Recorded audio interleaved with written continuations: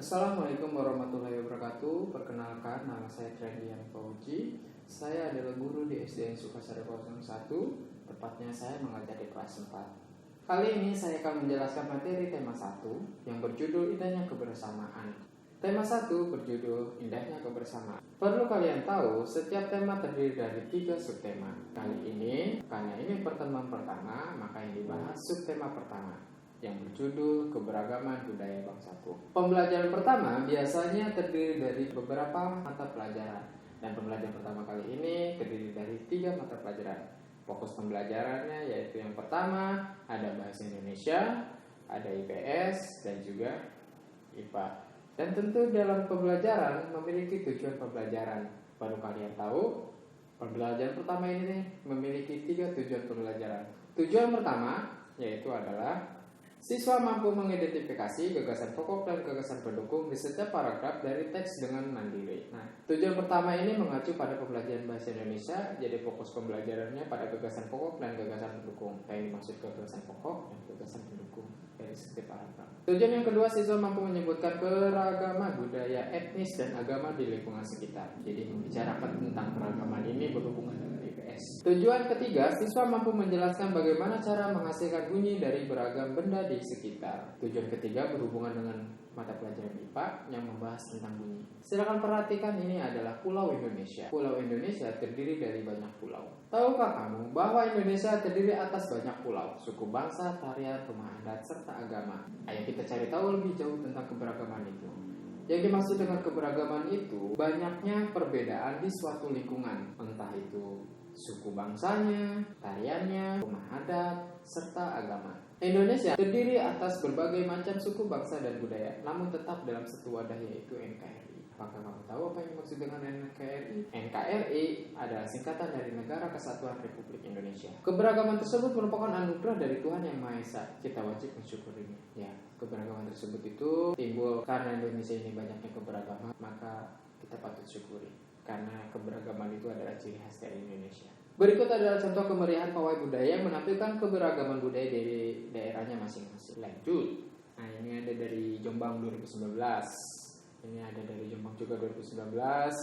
Ini menggunakan kostum-kostum yang sangat menarik. Ini juga sama seperti pokoknya keren deh. Ini dari Bekasi. Dan ini adalah kostum Reok Ponorogo. Ya, sekarang kita simak dengan cermat isi teks berikut. Seperti di awal tadi, saya sudah menyebutkan bahwa tujuan pembelajaran yang pertama adalah berbicara tentang gagasan pokok dan gagasan pendukung dari sebuah paragraf. Nah, ini ada teks cerita yang berjudul Pawai Budaya. Jadi kita simak dulu. Pawai budaya sangat menarik bagi masyarakat kampung Babakan. Pawai ini selalu menampilkan keragaman budaya Indonesia. Udin dan teman-teman tidak pernah bosan menanti rombongan pawai yang lewat. Tahun ini mereka datang ke alun-alun untuk melihat pawai tersebut. Kakek Udin pun terlihat sabar menanti. Terdengar suara gendang yang menandakan rombongan pawai semakin dekat. Tahukah kamu, dalam teks cerita terdapat istilah dalam bahasa Indonesia yang dikenal dengan paragraf, gagasan pokok dan gagasan pendukung. Maka kali ini kita akan membahas tentang apa itu paragraf, gagasan pokok dan gagasan pendukung. Paragraf adalah kumpulan kalimat yang menjadi sebuah bacaan yang terdiri dari satu kalimat gagasan pokok dan beberapa kalimat yang menjadi gagasan pendukung sebagai kalimat pelengkap dari suatu paragraf. Kalau kita balik lagi ke cerita tadi, itu merupakan satu rangkaian paragraf yang terdiri dari beberapa kalimat. Kalau kita misalnya itu terdiri dari 6 kalimat. Gagasan pokok adalah ide utama yang dibahas dalam suatu bacaan. Bisa berupa kalimat inti. Gagasan pokok letaknya bisa di awal paragraf, bisa juga di tengah, bisa juga di akhir. Tergantung dari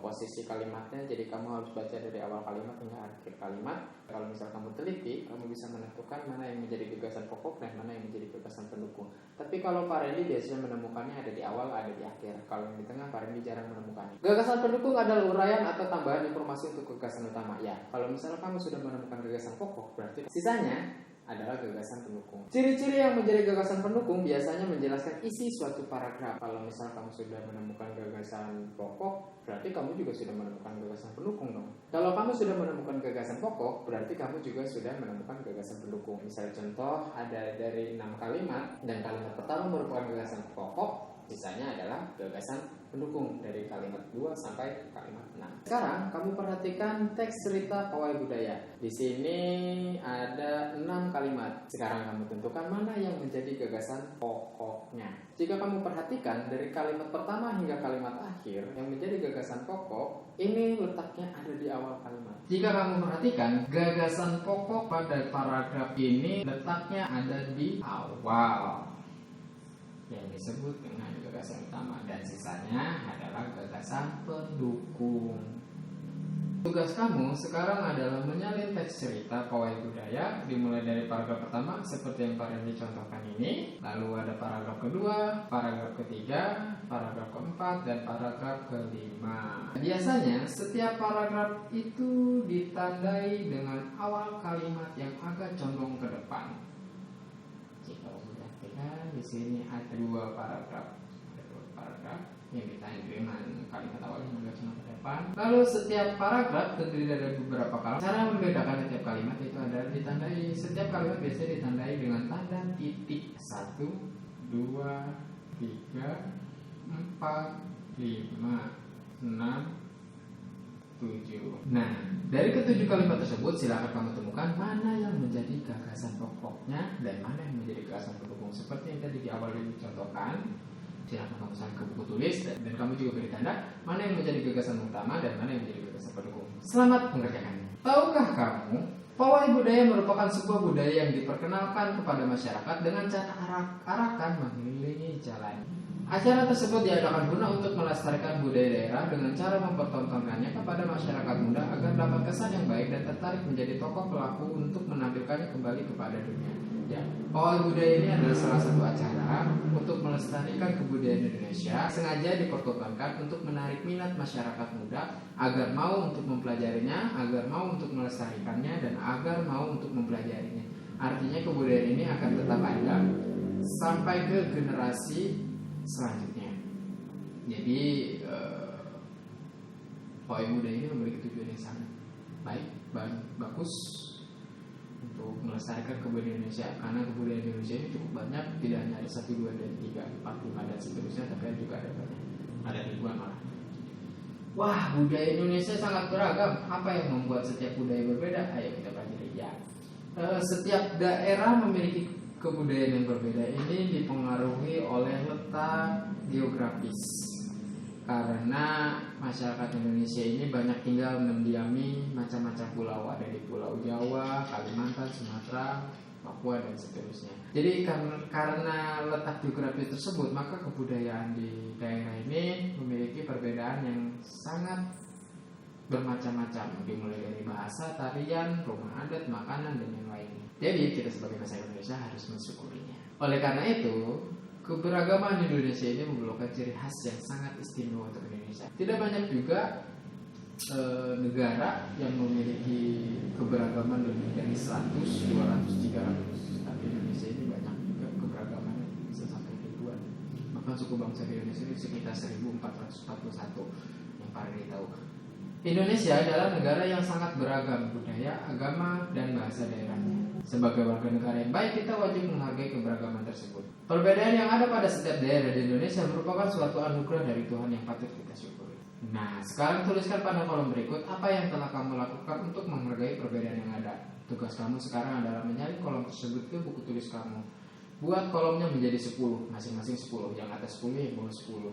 Nah, di sini Pak Rini akan mencontohkan mengisi kolom kedua, 3, 4, dan 5. Kolom yang atas dan kolom yang bawah.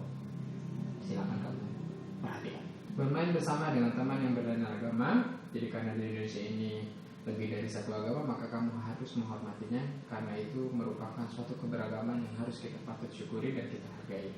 Lalu contoh yang kedua, menerima pendapat orang lain. Ya, menerima pendapat orang lain pun itu adalah salah satu menghargai suatu keberagaman, karena pendapat orang lain pun merupakan keberagaman. Contoh pendapat kamu dengan pendapat orang lain pun berbeda. Berperilaku sopan terhadap suku atau agama lain. Ya, berperilaku sopan artinya kayak tidak mengusik mereka saat beribadah, tidak mengajak mereka untuk ikut ajaran kita dengan paksa. Yang keempat, menggunakan bahasa yang baik dan sopan terhadap teman. Menggunakan bahasa yang baik dan sopan terhadap teman itu merupakan salah satu contoh menghargai suatu keberagaman. Jadi tidak membeda-bedakan. tidak menggunakan bahasa kasar.